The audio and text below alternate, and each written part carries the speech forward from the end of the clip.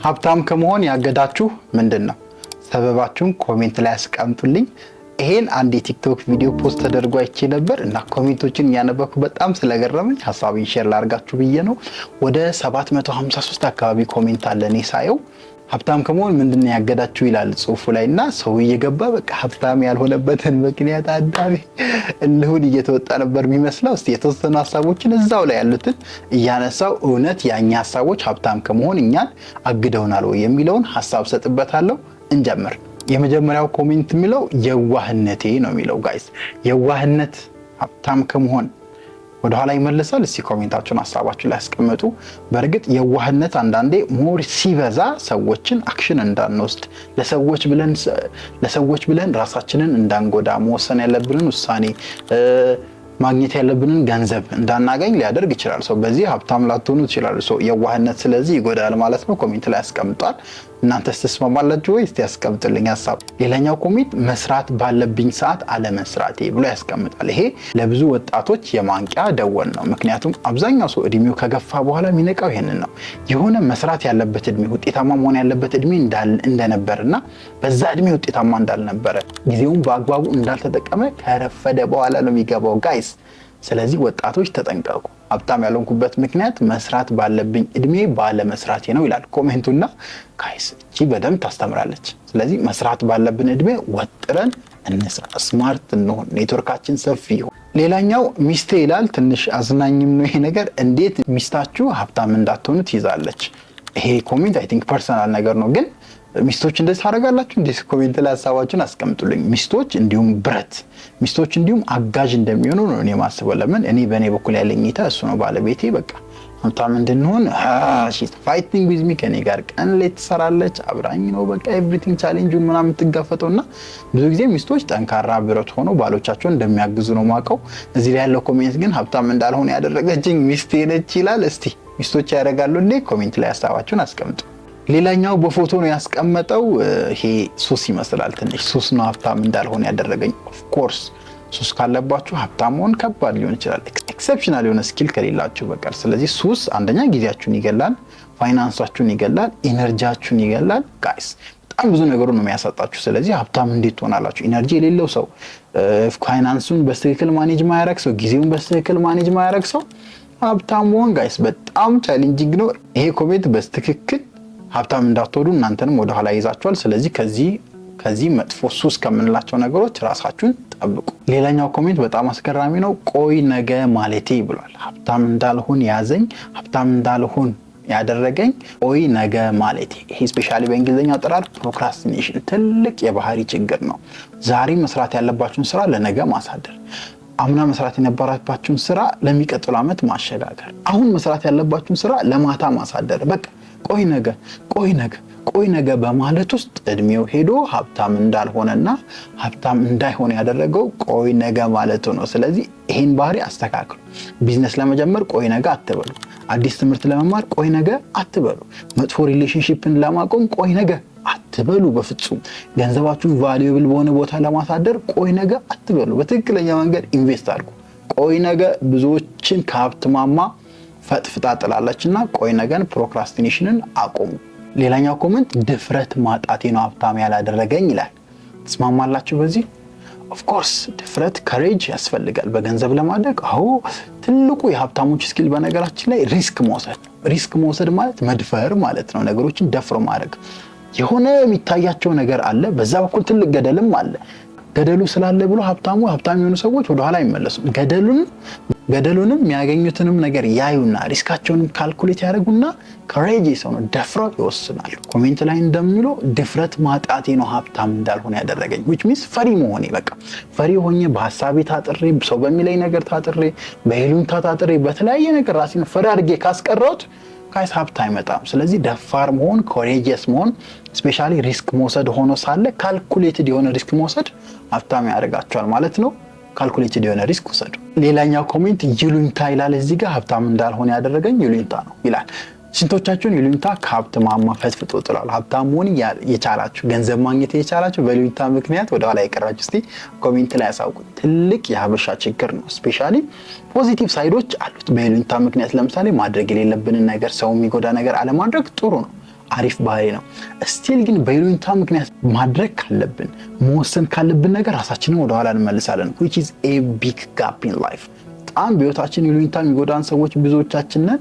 ፕሊዝ ታረሙ። ይሉኝታ አይደለም ከሀብት ከብዙ ነገር የምትፈልጓትን ሴት ከማግባት የምትፈልጉት ቦታ ከመሄድ የምትፈልጉትን ጠቃሚ ነገር ከማድረግ ራሳችሁን ወደ ኋላ ይጎትታል ይሉኝታ ጋይስ። you have to fix this behavior። ከሀብት ወደ ኋላ መልሶኛል ብሏል ኮሜንት ላይ። እናንተ ከሀብት ብቻ ሳይሆን ከሌላም ነገር ከውጤታማነታችሁ ራሳችሁን ስለሚመልስ ይሉኝታችሁን ገደብ አበጁለት። የሚጠቅማችሁ ነገር ላይ ይሉኝታ ካለ አስወግዱት። ሌላኛው ኮሜንት ደግሞ ትዕግስት ማጣቴ አለመጽናቴና ለውጥን ቶሎ መፈለጌ ይላል። በጣም ሶስት ወሳኝ ነጥቦችን ነው ያነሳው። ሀብታም ያላደረጉኝ ትዕግስት ማጣቴ፣ አንድ ነገር ላይ አለመጽናቴና ቶሎ ለውጥ መፈለጌ ብሎ ያስተባል። ሰክሰስ ብዙ ገንዘብ ማግኘት በተለይ በጣም ትዕግስት ይፈልጋል። ካያችሁ ትልልቅ ሀብታም የሚባሉ ውጤታማ የሚባሉ ሰዎች የሰሩት አመት 20 አመት በፊት ነው። ይሄ እንግዲህ በድሮ አሁን በቴክኖሎጂ ሊያጥር ይችላል። 20 አመት 15 አመት የሆነ ቢዝነስ ራን ያደረጉ የሆነ ቦታ ላይ ቅጥርም ሆኖ ትልቅ ቅጥር ከሆነ 20 አመት ምናምን የሰሩ ሰዎች ናቸው ፋይናንሻሊ በጣም አሪፍ ሀብታም የሆኑት። ከዛ ውጪ ቴክ ላይ ምናምን የሚሰሩ ሰዎች ደግሞ በትንሹ 5 አመት 10 አመት ምናምን ይፈጅባቸዋልና ትዕግስት ያስፈልጋል። በገንዘብ ሀብታም ለመሆን ታጋሽ መሆን ካልቻላችሁ ከታጋሽነትም በላይ እንዳለው አንድ ነገር ላይ መጽናት አለመቻል። 10 ነገር የምታባርሩ ከሆነ ሀብታም አትሆኑ። አንዱንም በትክክል አሰሩማ፣ አንዱንም ቫልዩብል በሆነ መንገድ አሰሩ። ስለዚህ ትዕግስት ማጣት፣ አንድ ነገር ላይ አለመጽናቴ ብሏል።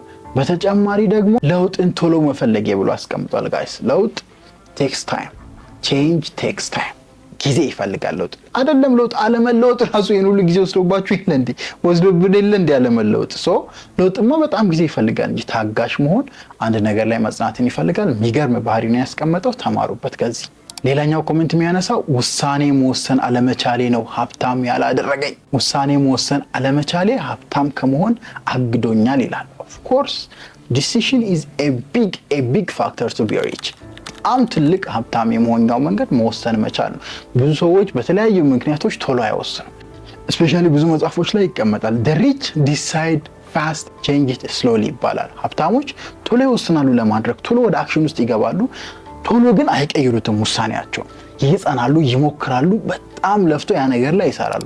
ደሃ የምንላቸው ሰዎች ብዙ ጊዜ ቶሎ አይወስኑ፣ ለመወሰን በጣም ረጅም ጊዜ ነው የሚፈጅባቸው። በጣም ፕሮክራስቲኔት አድርገው ነገ ከነገ ወዲያ ከዓመት አይጀምሩም። በቃ ግን ከጀመሩ በኋላ እንደዛ ዘግይተውም ከጀመሩ በኋላ ቶሎ የማቆም ቶሎ አቅጣጫ የሚቀር ቶሎ ደግሞ ሌላ ነገር ለመሞከር ይሄዳሉ። which is the opposite of being rich። ሀብታም መሆን ከፈለጋችሁ ውሳኔ ቶሎ ወስኑ።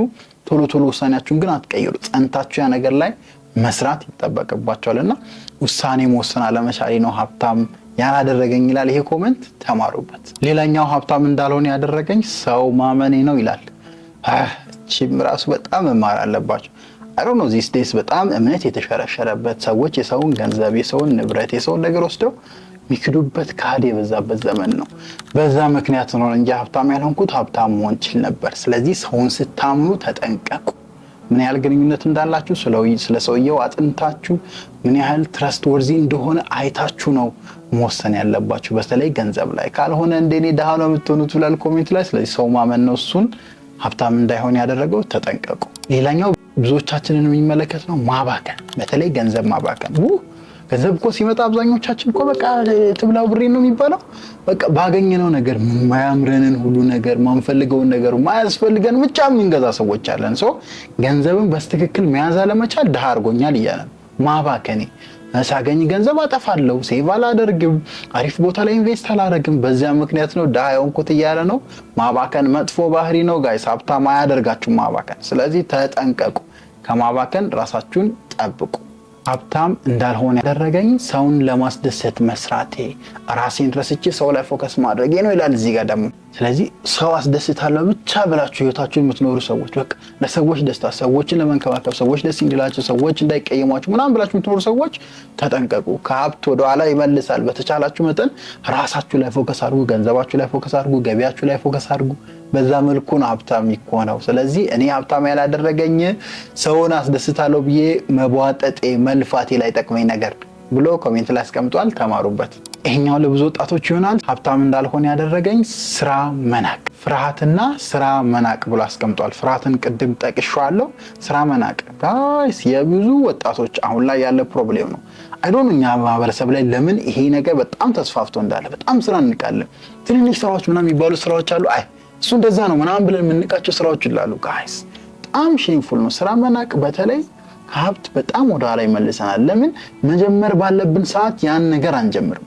ማድረግ ያለብን ባለብን ሰዓት ያን ነገር እንቅና እንተውና እድሜያችን ከሆነ ከሄደ በኋላ መፍጨርጨር እንጀምራለን። እንደገና ለመጀመር ስንልም ነገሮች አይሆንም፣ ሰዎችም ይስቁብናል ብለን እንፈራለን። በዚህ በኩል ፍርሃቱ አለ፣ ስራ መናቁ አለ፣ አንድ ላይ ተደርቦ ድሃ እንደሆነ እድሜያችን መቅረታችን ነው። ሶ ፕሌስ ስራ አትናቁ። ከትንሽ ነገር ተነስቶ ሰዎች ብዙ ረጅም ቦታ የደረሱ ሰዎች አሉ። ዓለም ላይ ማየት ይችላል፣ ሶሻል ሚዲያ ላይ ማየት ይችላል። ሶ ስራ አትናቁ። እኔን ስራ ለመናቄ ነው ሀብታም ያላደረገኝ ይላል ኮሜንቱ። ተማሩበት፣ ስራ አትናቁ። ይሄኛው ኮሜንት ደግሞ ምርጥ ነው። እኔን ሀብታም ያላደረገኝ መስመሩን አለማወቄና ለመስመሩ የሚያስፈልገኝ ግብአት አለመኖር ብሎ ያስቀምጠዋል። መስመሩን አለማወቅ ማለት ሲስተሙን አለማወቅ፣ ሀብታም የሚሆንበትን መንገድ አለመረዳት። ጋይስ ወቁ። እንዴት ነው ሀብታም የምትሆነው? እንዴት ነው ብዙ ገንዘብ የምታገኘው? ሲስተሙን ማወቅ አለብህ፣ መጠየቅ አለብህ፣ ጉግል ማድረግ አለብህ፣ ሰርች ማድረግ አለብህ። አልፎ ከሲስተሙ ሀብታም የሆኑ ሰዎችን መለየት አለብህ፣ መጠየቅ አለብህ። በዚህ መንገድ ነው ሀብታም የሚኮረው። እሱም እንዳለው ሲስተሙን አላወቅኩም ነበር፣ ከልጅነት ጀምሮ አልተማርኩም፣ ማንም አላሳየኝም፣ እኔም ሰውን አልጠየቅኩም፣ ስለዚህ ሀብታም አልሆንኩም፣ ድሃ ነኝ ብሎ ነው ያስቀመጠውና ሲስተሙን ማወቅ። ሲስተሙን ካወቅኩ በኋላ ደግሞ ለዛም ይሁን ግብአትና ሪሶርስ አልነበረኝም። ፋይናንስ በተለይ የብዙዎች ችግር ነው። ለመጀመር ፋይናንስ ከሌላችሁ ፋይናንሻል ኢንስቲትዩሽን ሂዱ፣ እኔ ጋምኑ፣ የሆነን ሰውም ጠይቁ፣ እርዳታ ማሰብ አይ ዶንት ኬር። በሆነ መንገድ ግን ራሳችሁን ቢዝነስ ጀምራችሁ ሊሆን ይችላል፣ እስኪላችሁን አዳብራችሁ አሁን ላይ ሶሻል ሚዲያ ላይ ፌመስ ሆናችሁ ሊሆን ይችላል። ራሳችሁን ሀብታም ማድረግ ያለባችሁ። የሚገርም ቪዲዮ ነው። ከዚህ ቪዲዮ ምን ተማራችሁ? እናንተስ ሀብታም እንዳትሆኑ የያዛችሁ ምክንያትና ሰበብ ምንድነው? በዚህኛው ደግሞ ኮሜንት ላይ አስቀምጡልኝ። በቀጣይ አስተማሪ ቪዲዮ መለሳለሁ። ታላቁ ሊቃውንት ሊቅነት ነበርኩኝ። ቻው።